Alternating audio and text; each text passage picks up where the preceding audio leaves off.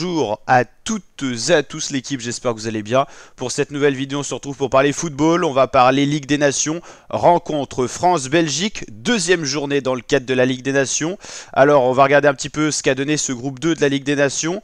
Alors, je vous rappelle que la Ligue des Nations, c'est une ligue pour faire jouer les équipes du continent européen. Les équipes sont classées par ligue. La Liga, c'est la meilleure ligue. Dans cette ligue, il y a 4 groupes. Ensuite, 4 groupes de Ligue B, Ligue C, Ligue D. Ça marche sous format de promotion, de relégation chaque année. Et pour la Liga, vous ne pouvez pas être promu au-dessus. Ben, vous avez un format quart, demi et finale pour avoir un grand gagnant.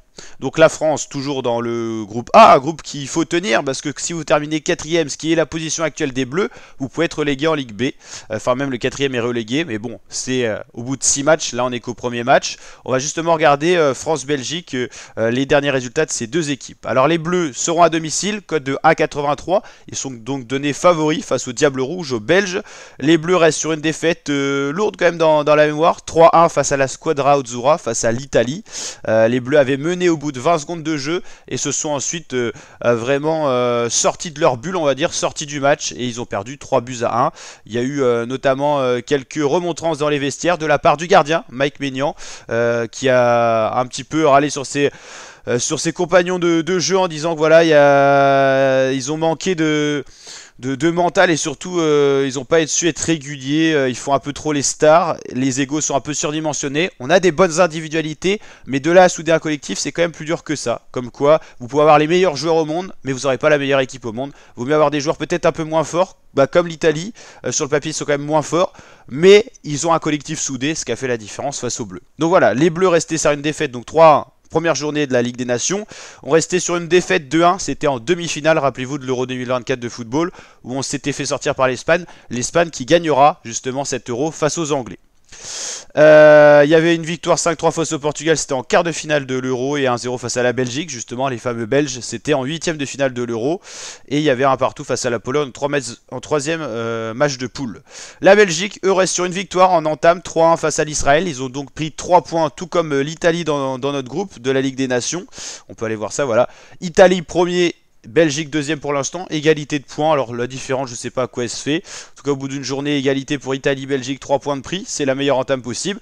Dans notre groupe, il y a aussi l'Israël. Et puis pour l'instant, en termes de niveau, on est dernier de notre groupe. Mais bon, on a joué qu'un match, donc il va falloir se ressaisir dès cette rencontre face aux Belges.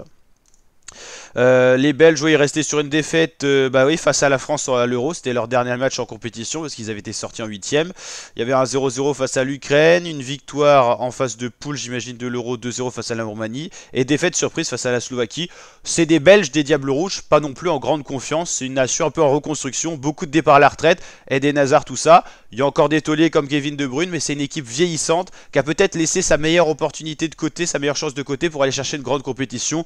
On peut penser notamment à la Coupe du Monde 2014, la Coupe du Monde 2018, la Coupe du Monde 2022 et tous les euros qu'on suivi et tout ça dans ces périodes intermédiaires. C'est vrai que là, les Belges font peut-être face à une crise de génération. Ils ont quand même moins de pépites montantes, même s'ils ont quand même de très bons joueurs. Mais voilà, c'est pas la grande équipe de Belgique première du classement FIFA qu'on a déjà connue.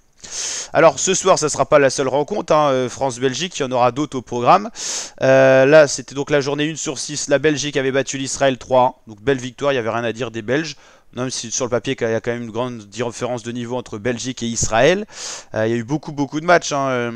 Là, si on regarde, voilà, la France accueille l'Italie, on a perdu quand même 3-1. Voilà, on va pas s'intéresser à toutes les ligues dans cette vidéo, mais on ira voir ça. La journée 2, déjà pas mal de rencontres ont eu lieu, hein, c'est décalé, je crois que c'est sur 3 jours en tout, si je dis pas de bêtises, voilà.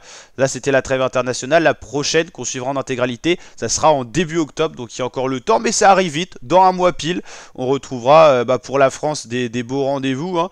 On jouera l'Israël à l'extérieur en déplacement, alors ça sera certainement pas en Israël vu le contexte actuel, et on se déplacera en Belgique, ça sera donc une trêve pas à domicile, et puis la prochaine ça sera en novembre, donc ça va enchaîner la Ligue des Nations, on a de quoi se régaler. Pour savoir ce qui s'est fait dans les autres groupes, le Portugal a gagné ses 2 premières rencontres, ils ont 6 points, Ronaldo a encore marqué, il fait partie des meilleurs buteurs de cette compétition. La Croatie a gagné un match, ils en ont perdu un, tout comme la Pologne, et l'Écosse est pour l'instant à 2 défaites.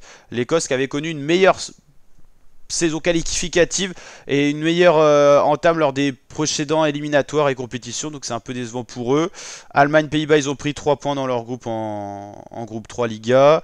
Le Danemark a pris 6 points déjà, Espagne 4, Serbie 1 et Suisse 0 dans le groupe 4 de la Liga. Et puis sinon on fera un autre bilan, mais quand tous les deux, enfin au moins on aura au moins 2 matchs de jouer par poule, ça sera quand même plus évident. Déjà pour faire de premiers bilans, on évite de faire un bilan à une rencontre, à 2 rencontres, déjà on y voit plus clair et ça sera déjà la fin de cette trêve internationale. On reprendra bien sûr le suivi de la Ligue 1, Ligue 2 et tout ça sur la chaîne YouTube. En tout cas la team, n'hésitez pas à mettre votre pronostic en commentaire, à liker si ça vous plaît, à partager. Moi pour cette rencontre, je pronostique comme une victoire des Français 2-1, donc 2 pour la France, 1 pour la Belgique. N'hésitez pas à mettre votre pronostic en commentaire, à me dire si vous voyez les Français ou pas gagner ce soir. Et puis bien sûr on suit la Ligue des Nations sur la chaîne, donc n'hésitez pas à vous abonner. Cette vidéo se glissera directement dans la playlist Ligue des Nations saison 2024-2025, où vous pourrez retrouver toutes les vidéos concernant cette compétition footballistique. Allez, ciao l'équipe et à très bientôt pour de prochaines vidéos. Ciao ciao.